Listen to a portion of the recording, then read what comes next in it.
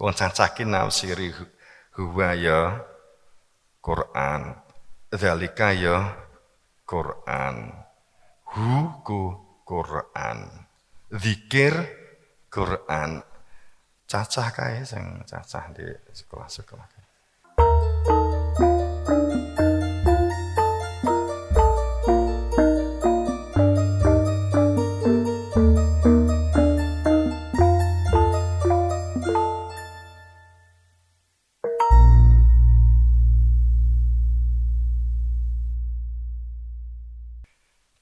Wirid ya zikir. Jadi sing piye cocoknya gitu loh. Enak memang zikir wirid zikir. Ketok bingung. Mula suatu saat saya guyon gara-gara pangapunten rokok. Loh Pak Yai kok enten asbak napa Pak Yai ngerokok? Nggih nek etamen ngerokok kula nggih ngerokok, nek mboten nggih mboten. Aku ngeten jawab. Jenengan nek mboten kula jenengan pengen kula boten ngerokok nggih kula tak mandek mboten ngerokok. Selama jenengan teng mriki lho. Aku ngeten ta. Lho, kan ngerokok niku haram. Oh mboten ngerokok niku perintah. Lho, Pak Yai pripun ta? Ayatipun makaten warqai ma'a raqiyin. Lho niku lak maknane rukuk, mboten rokok. Aku yang ngeyel ta. Oh kono ngeyel aku ya garek terus ngeyel ta. Lho, lek warqai niku kan maknane rukuk. Ngaten duduk saleh makaten. Warqai itu adalah fi'il amr. Setiap kali susunan bahasa Arab itu fi'il amr, cenderungnya yang kuat itu adalah fi'il perintah. Pada saat perintah itu cenderung mudhari' berlangsung saat ini dan seterusnya. Dan saat orang menjalankan ini terus menerus. Artinya jika warqa itu maknanya ruku', itu berarti orang itu kalau menyatakan Al-Quran warkai itu nek melaku kudu ndingklu terus. Jadi ya kayak sholat nek melaku ngene. Aku ya praktek ngono pas karo wonge. Jadi warkai maaf bersama orang-orang yang ngrukuk. Jadi nek melaku itu bersama bareng karo wong ngrukuk. Wis sing bejo, sing tuwek, sing bungkuk aku. Maka nek tak maknai rokok ya ora salah, wong juga tafsir jenengan kok. Mboten, ya nek ya ayo takok di Kanjeng Nabi langsung mawon aku. Nek gak iso ya saling menghormati mawon. Sing kancane aku bingung kaya iya kan gitu. Jadi saat ada 4 orang itu sing loro guyang-guyu ketoke iki entuk dalil iki aku.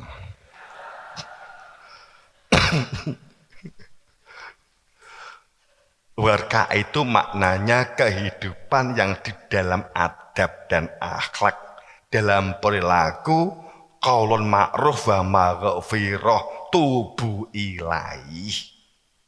Kita jelas ning kok salah tompo gitu ya. Jadi makna warqa itu orang yang ucapannya itu adalah ucapan. Hati-hati supaya tetap dalam ucapan mengenal. Berada di dalam akhlak dan adab. Itulah makna ruku.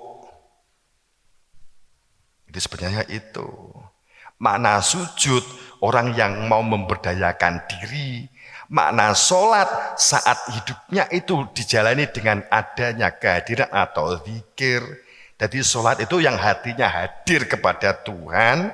Kan begitu. Sujute itu adalah kamu memberdayakan diri. Bermasyarakat, peduli. Karena menjalankan perintah Allah. Sehingga bekas sujudnya itu saat jenengan itu dari tempat tertentu. Bekasnya apa? Akhlaknya, adabnya, cara bicaranya itu adalah bekas-bekas sujudnya. Itu Pak. Di rukuk itu akhlak, sujud itu adab. Terus kalau itidal itu kesungguhan kehidupan ini harus istiqomah. Atahiyat, kamu harus bersandar. Duduk di antara dua sujud. Nek gak nyuwun sombong, nek nyuwun dikte, kan begitu toh. SP nek mau ngecakne ya terserah.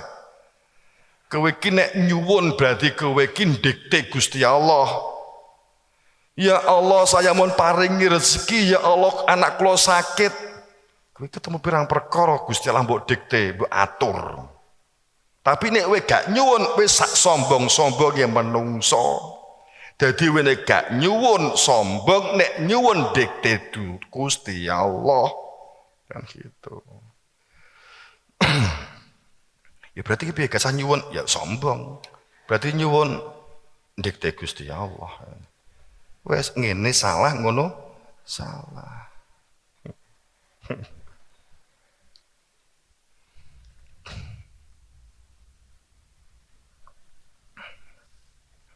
Wes engko golek ana pertanyaan takok diskusi dhewe kono.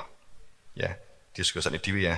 Iki tinggal diskusi, mung piye jawabane gitu ya. Kena wes mentok dik ngene Bapak tak anteni.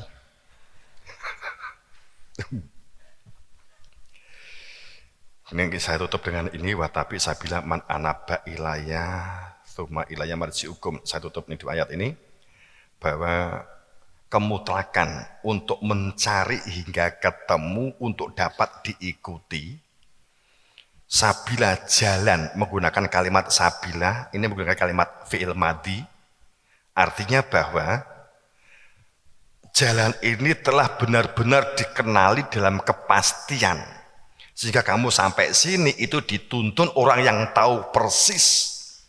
Watapi sabila man, orang yang telah persis mengetahui jalan pulang dan telah pernah menyatakan pulang sehingga tahu cara pulang, mengetahui itu hanya ilaya man anaba. Anaba ini orang-orang yang benar-benar telah menyatakan pulang. Mungkin orang-orang mengatakan itulah dikatakan telah makrifat, mungkin kan itu. Tapi makrifat itu baru awal. Ojo sombong, makrifat itu baru awal. Yang enggak awal itu nek wis mati, sombongnya nek wis mati begitulah. Nek saiki ojo sombong, si awal. Al awalu din itu enake di dunya. Kehidupan itu dunia. Pangkal awal pokok berdunia ini adalah makrifat. Jadi nek di dunya ojo sombong, lagi awal. Engkau nek sombong terserah nek wis di akhirat. Nek wis mati selamat ketemu Gusti Allah atau ketemu para imam, para nabi, kula badhe sombong, riyen pun janji kan gitu. Bali on di dunya.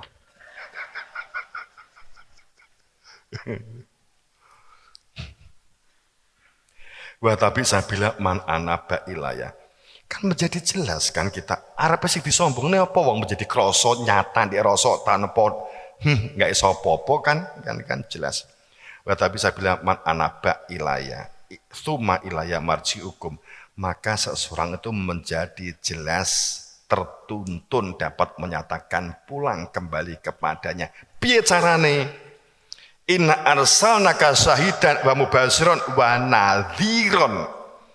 Iki nek arep menyang piye? Sungguh bahwa setiap nabi atau para rasul wakil resmi kami turunkan ke muka bumi sungguh membawa risalah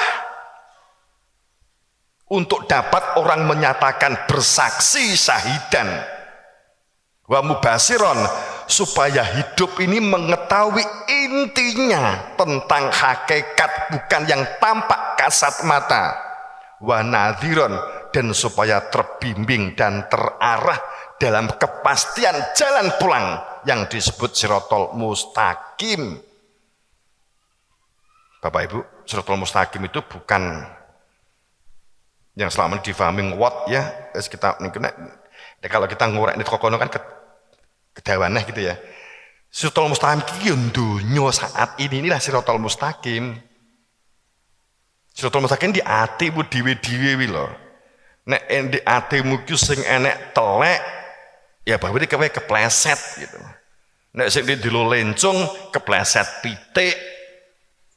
Nek sing di jero lentong kepleset sapi. Gitu loh ya. Nek digene kepleset mencret. Sekali gitu.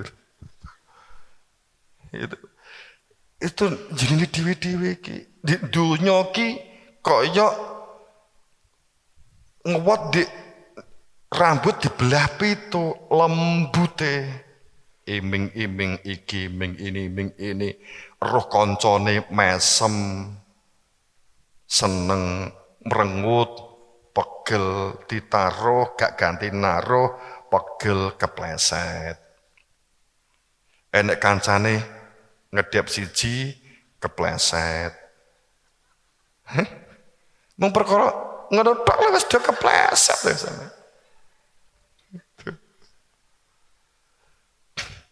Enek kancane ngangkat lambe gak utuh mung sebelah wis kepleset. Aku diencepi karo kae. Kan wis kepleset. Terus dada ki biasane ngene, halo. Hei, kepleset gitu. Padahal mergo sing biasanya kan halo, iki halo ki ngene. Wis kepleset wis nesu. Iki mergo nek ngene sing dicekel kuwi ceblok kan gitu aja. Kita kan wis prasangka. Kepleset.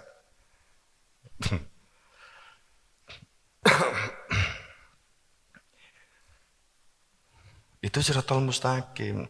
Lagi pula apa to siratal mustaqim? Apa dikira uwot ngene gitu.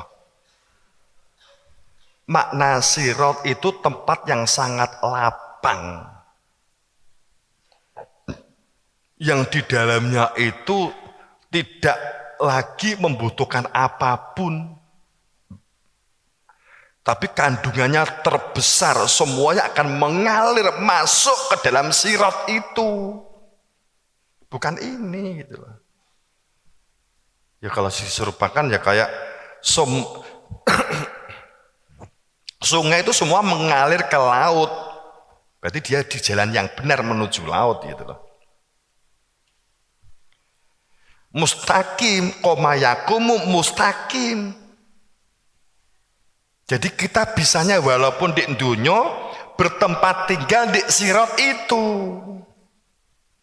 Di jalan yang lapang. Apa itu? Zikir. Dunyone syariat dilakoni dengan baik, batine akhirate ingat dengan Tuhan. Ini kita selalu memohon untuk di dalam siratal mustaqim. Jangan sampai kita, ya Allah, tempatkan kami selalu di dalam di jalan siratal mustaqimu. Jadi dengan ombiain dunia saya, hati ini tetap zikir. Itulah namanya siratal mustaqim. Lahir ngelakoni syariat yang batin hakikat. Itu siratal mustaqim. Tapi Nabi ngendikan, ana siratal mustaqimah.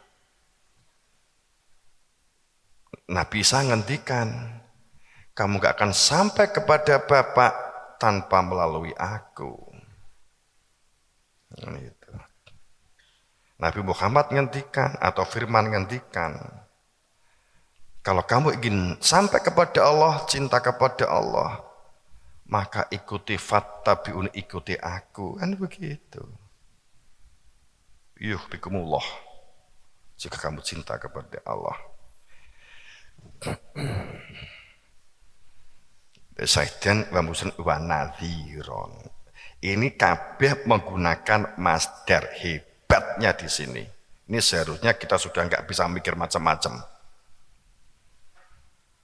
Bahwa risalah Rasul yang menjadi pedoman hidup itu syahidan, masdar, kata jadi. Berarti mutlak harus bersaksi. Dan ada yang menunjukkan bagaimana cara bersaksi. Wa mubasiron, jelas mubasiron, masdar, kata jadi. Berarti mutlak orang berada di dalam hakikat, tapi walaupun fakta di dunia, tapi fakta batin itu adalah zikir. sehingga dia mengetahui tujuan. Kemudian fakta berkaitan dengan nadhiron, pasti ada orang terbimbing, mesti enek sing membimbing, ini mutlak nggak bisa kira-kira. Harus ada wakil resmi, ini yang harus dicari. Setelah ini baru piye supaya orang itu berada di dalam syahidan, mubasyiron, wanadhiron, dijawab di ayat lanjutannya. Innalladzina yubayyi'unaka innama yubayyi'unallah. Supaya kamu terbimbing menuju kepada Tuhan dan Tuhan kamu kenali caranya seperti apa dan kamu di dunia mengetahui hakikat kehidupan itu adalah berbaiatlah kamu. Sungguh innalladzi yubayyi'unaka, siapa yang berbaiat kepada kamu pakai yubai, pakai ya. Yubayyi'u itu mudhari' continuous tense, sedang berlangsung. Zaman biyen yo biyen, saiki yo kudu saiki. Iso apa wae baiat zaman Nabi Muhammad? Gitu loh. Artinya yubayyunaka itu kudu baiat di ngarepe Nabi Muhammad gitu. Innalladzi yubayyunaka innama, temen-temen benar-benar sungguh ora kena diselai. Innama yubayyunallah itu sama dengan baiat kepada Allah sendiri, karena itu hanya karena perintah Allah. Fawqa aydihim, yang direngkuh, yang dikekep, yang dilindungi, yang dalam ampunan, yang dalam fadl rahmat, itu adalah mereka yang baiat. Dan inilah tangan Allah di atas mereka yang baiat. Barang siapa tidak baiat dan mengingkarinya, akibatnya adalah hebat diterima kepada mereka. Dan barang siapa yang mencari man laisa seh, yang dapat menunjukkan seh dia, sehingga dia dapat dikenali, itulah manusia yang beruntung. Maka dikatakan ahda alaih, jadi ahda alaihullah, ini mereka benar-benar di dalam anugerah yang hebat. Bapak Ibu yang berbahagia, ini kita tutupannya begitu.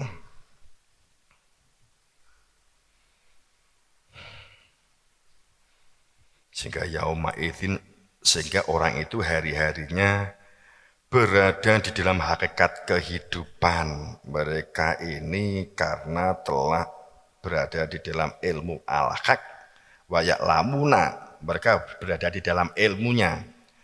Anallah, sungguh Allah telah dinyatakan keberadaannya, huwa, bahwa dia itu al-haq.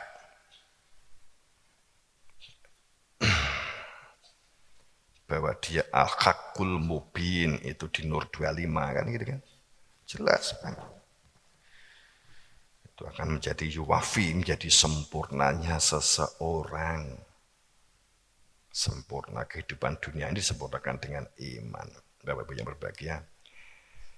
Ini karena itu dan mengenai hal kemandirian kita, kekuatan kebersamaan, kekeluargaan, alat yang kita gunakan karena kita juga menghadapi situasi dan kondisi yang masih pandemi, tanda-tanda bencana, tanda-tanda hurke dunia ini juga semakin kayaknya nggak semakin surut gitu ya.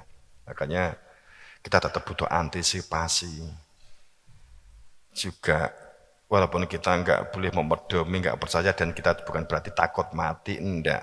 Tapi kan dari isu sana sini terhadap perhitungan ekonomi, perhitungan terkait dengan di pertanian atau di bahan makanan, ini kan kita menghadapi pakebluk, paceklik, kan banyaknya berpendapat entah benar atau tidaknya.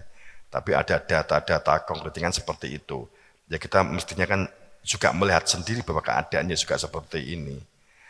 Banyak informasi dari teman-teman petani, yang juga banyak yang nggak panen karena diamuk sama omo dan seterusnya dan sebagainya. Tapi yang jelas kita memerlukan sebuah tatanan yang harmonis, tatanan yang nyata dalam sebuah perilaku ilahiyah. Itu telah terlalu lama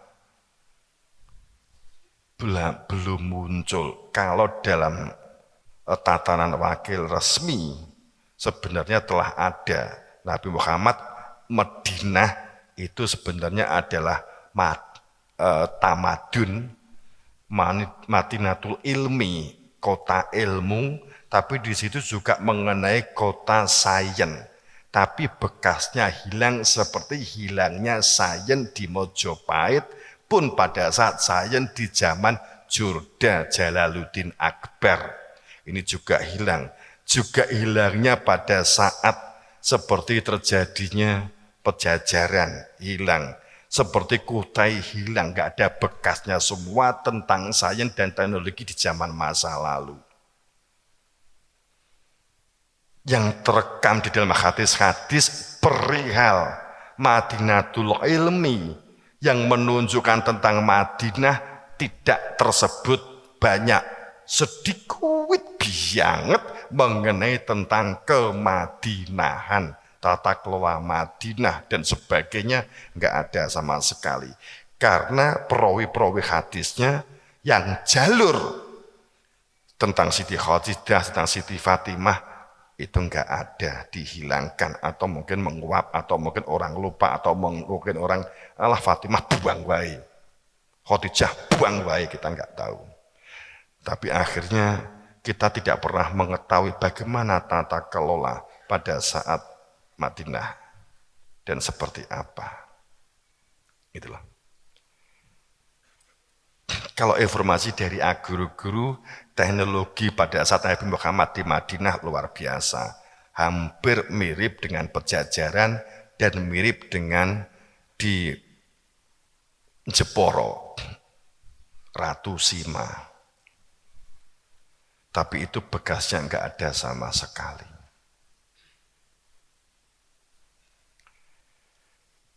Nabi Muhammad itu pekerja hebat, saintis, great scientist.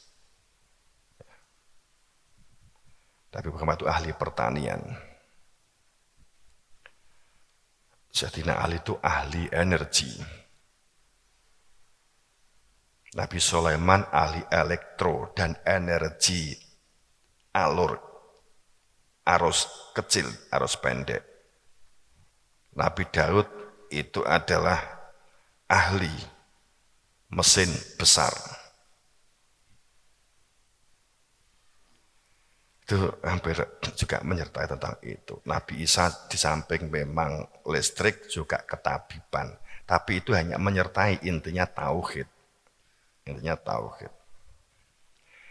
Saat Ratu Jurda, kamu delok film, itu dengan Jalaluddin Akbar beda.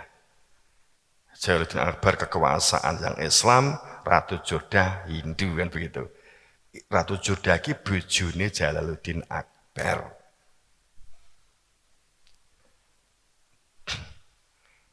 Zaman saat itu Ratu Jurda itu yang sering mewakili untuk berkah, kalau yang ada berkah perempuan saat Jalaluddin Akbar itu pas pergi. Siapa itu Jalaluddin Akbar itu? Itu adalah Syekh Abdullah As-Sattor.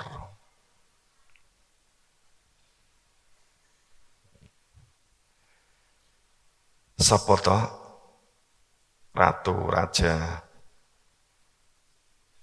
Singosari? Ken Arok. Siapa dia? Dia memiliki guru supaya dia dapat menyatakan mutu qobla anta mutu, nyatakan mati sebelum datangnya pati. Maka dia menggunakan pedoman sebagai baugran. Itu adalah pagran untuk menghilangkan keakuannya. disebut sebagai gandring.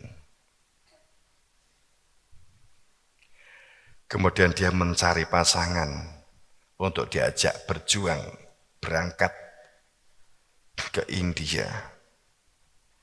Maka dia mendapatkan istri orang Bangladesh, disebutkan Dedes. Kerajaan pendek, akan tapi keemasan hebat itu adalah zaman Singosari, cuma 7 tahun atau 8 tahun tapi hebat. Kemudian dilanjutkan muridnya, salah satu santrinya yang kemudian disebut dengan Wijaya, maka muncullah Mojopahit. Mojopahit itu sejak awal Islam.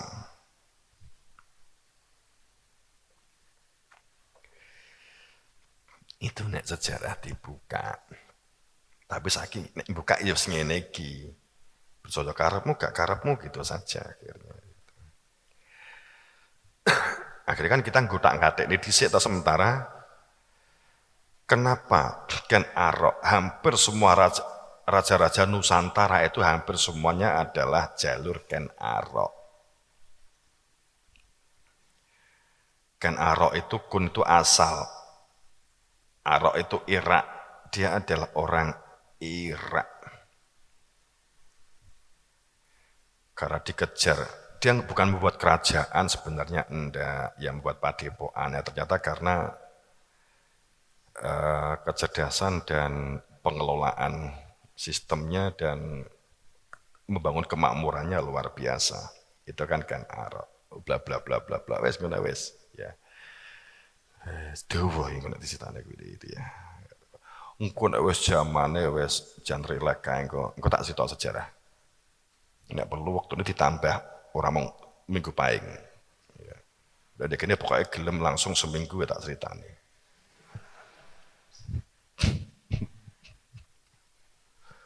Ya. Tapi aja saiki terus kemudian unyu-unyu sesuk Bapak nyuwun cerita. Saya kira begitu, semoga mendapatkan berian berkah pangestu Guru Wasito. Yang perlu diketahui bahwa cerita-cerita sejarah itu hanya pikukuh, tidak menentukan apapun, hanya untuk memberikan motivasi saja. Ya, aja kebingungan dengan hal itu. Kita bangun bebarengan, kebersamaan, kewargaan, kemandirian, semoga mendapatkan berian berkah pangestu Guru Wasito. Ihdinas siratal mustaqim bil haq. Assalamualaikum warahmatullahi wabarakatuh.